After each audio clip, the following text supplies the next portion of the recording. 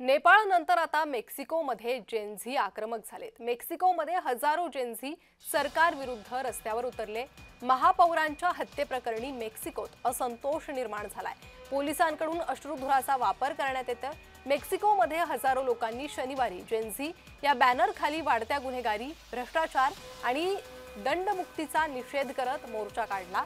या महिन्याच्या सुरुवातीला मिचोआकानमध्ये गुन्हेगारांविरोधी महापौर कार्लोस मांझो यांच्या जाहीर हत्येमुळे संतापाची लाट तीव्र झाली होती। तरुण कार्यकर्त्यांनी निदर्शने केली तरी त्यांना सरकारच्या निष्क्रियतेमुळे निराश झालेल्या वृद्ध वयोगटातील गट, विरोधी पक्षनेते, पक्षातील व्यक्ती आणि नागरी समाज गटांचे समर्थन लवकरच मिळाले नाही।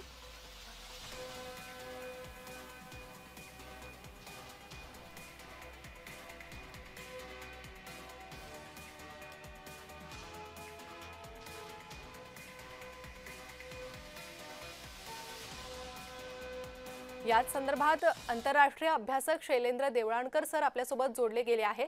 शैलेंद्र सर, आपण पाहतोय याआधी आपल्या शेजारच्या देशांमध्ये झालेला असंतोष, जेनझीने केलेल्या आंदोलन आणि आता मेक्सिकोतही तसंच वातावरण पाहायला मिळतंय।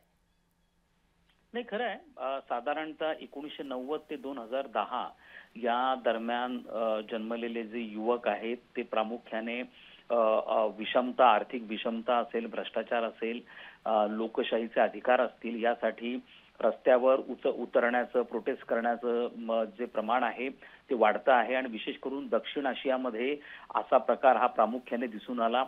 काही प्रमाणामध्ये पहिले बांगलादेशमध्ये आणि याचं एक मोठं रूप आपल्याला नेपाळमध्ये पाहायला मिळालं। नंतर ते अतिशय हिंसक अशा स्वरूपाचं झालं। आणि आता हे मेक्सिकोमध्ये जे प्रोटेस्ट प्रामुख्याने काल झालेले होते हे जरी पीसफुल असले तरी ते नंतर व्हायलंट प्रामुख्याने बनलेले आपण बघितलं। आणि त्यांचाही मुख्य हे करप्शन फ्री मेक्सिको हे त्यांचा मुख्य नारा होता।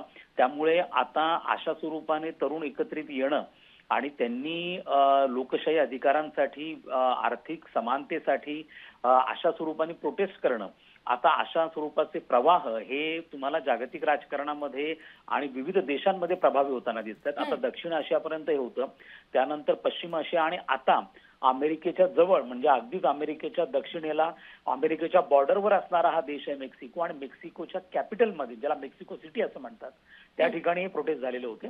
त्यामुळे स्वाभाविकपणे यांचा हा प्रभाव किंवा यांचा जो प्रवाह आहे हा दिवसेंदिवस प्रभावी होताना आपल्याला दिसून येतो आहे। जी शैलेंद्र सर, खूप धन्यवाद तुम्ही दिलेल्या या सविस्तर माहितीसाठी।